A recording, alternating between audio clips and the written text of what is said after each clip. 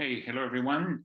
Um, I'm recording this short video today because since I gave you an infographic on Monday requesting a Google Share document for your pre-writing, and I get some questions about the purpose of the activity, and I just wrote an email answering a couple of questions that one of your partners had, and I thought that it might be interesting to share my answer with you in order to clarify the procedure and also the purpose of this activity in preparation for the last essay that is coming right up next week. So I'm going to share a Word document so as to make this brief and so as not to ramble in my answer. And I really appreciate the question. I saw that some of you have already posted the shared document, and also that others have sent me the link via email, but I don't want the link via email. I need the link to the shared document to be posted on the writing assignment file folder, just as the evidence of the pre-writing that you're doing. So this is what your partner asked. And in the first place, what is the purpose of having a shared document to do the pre-writing for this last essay? And how do we post this shared document? So I'm going to answer backwards, the way it should look like. It should be in your writing assignment file folder, and you post it like a regular link, a link to the shared document. All you gotta do is make sure that you give me access as an editor to the document. Not that I'm going to be interacting with you. I'm going to be there just like overseeing that everything is flowing smoothly and that you're doing your pre-writing as expected. As you all know, that in an online class, the number one enemy is procrastination. And if you start working on the pre-writing right now and following my instructions, you'll see that you won't have any trouble at the end, because you won't have to write your essay in the last minute.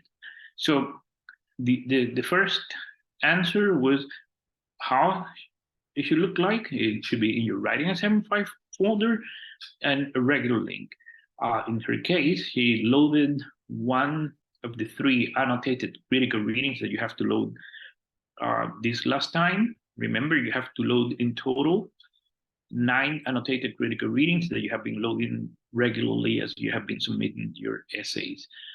And here is the answer of how and where it should be posted. So don't send it to me via email, because you're like 40 and I'm only 1. And if I get the links via email, chances are that I won't be able to receive them all. Or maybe, that what happens when you send an email with the same subject, that emails with the same subject are bundled together, and chances are that some of your emails might fall through the cracks in these emails. So it's important that you load the pre-writing link to your writing assignment file folder. I'm going to be reading my answer because I think it's going to be faster. She had a very valid question. She said that she does her pre-writing, for example, to generate an outline or a cluster using different tools that exist online, like many tools. Like you could use any like that visually helps you create the outline, but that outline has to be reflected in the pre-writing document, in the shared document. And as I said, it could be a list of ideas, a cluster, a map, or an outline, which is the one that I'm requiring here because it's a prerequisite for the assignment. But that is just the beginning of the essay that you should write. And the essay is what I want to see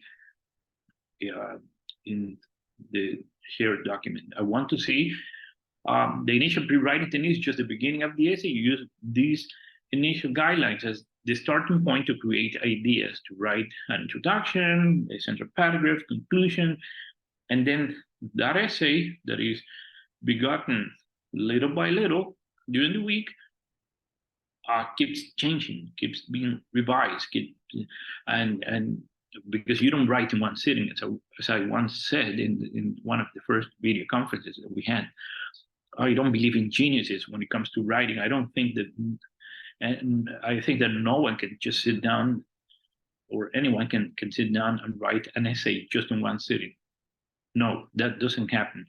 You go gradually about your draft, changing, making changes, and that is what I want to see reflected on your shared document. I've been having meetings with some of you, and I've seen that you have been using online tools like Grammarly, Jespel, Wilbur, the Chat GPT, and to help you revise your grammar. And when it comes to the Chat GPT, you know that is a text generator. And in that case, if you load your essay to check grammar and syntax, you have to make sure that the Chat GPT doesn't change the essence of your essay. It might give you suggestions so as to improve grammar, and that is the whole point. And as a matter of fact, I think you can use it. You can use it, but only to help you revise the essay and make some improvement that might be like keys in certain parts of the essay, but not to change the whole essay, and let alone to generate the entire essay for you. Because if it does, in this last essay, which is the result of your research, this is going to be real trouble. So you may want to stay away from it as a text generator, but use it as a tool to revise your paper. So I recommend Grammarly. The paid version helps you a lot because it gives you like recommendations and the explanation why you have made some mistake, like Jespel, Wilbur, and there are many. So you can use any, including the Chat GPT, as long as you use it as a tool to revise your paper. And that's why I want to see the essay as it develops, as it unfolds in time. I want to see the earlier versions, and then by checking the version history of the document, I can see how the essay keeps evolving, and at the end it becomes the beautiful essay that you submit. I already gave you the instructions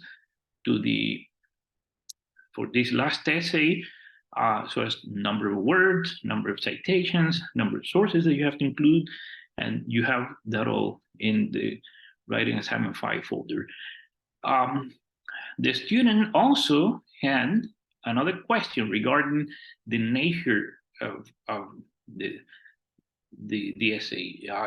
She read, obviously, the learning objects that I put together for this last module, and she had a very valid question as well. She wanted to know if the essay that you write is counter-argumentative or simply argumentative. My answer was that I have an orthodox view on argumentation. I don't think that I can clearly distinguish between argumentation and counter-argumentation, because for me, an argumentation essay, which is the classical argumentation essay, is your defense of a point that might be polemic. It presupposes the existence of something that I call in the learning objects the other voice.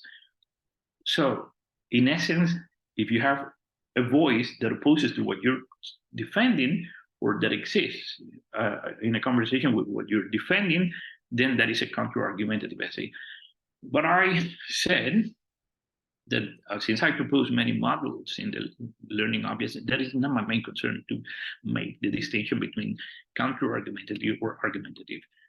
You have to cite the sources that you have read so far and you have annotated so far.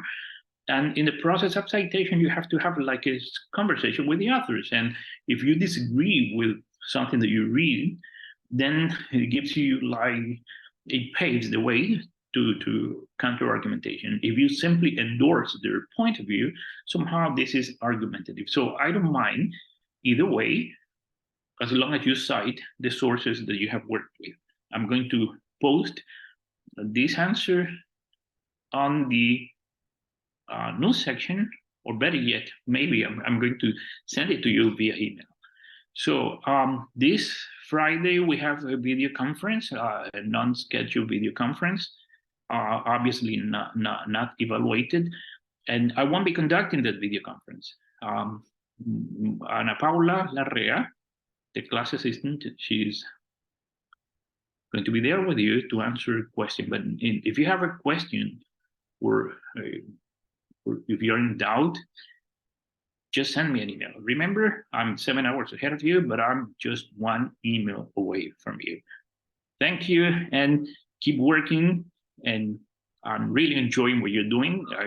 I'm learning a lot from the articles that you're annotating, and I've been learning a lot with the conversation that I've had this week with some of you.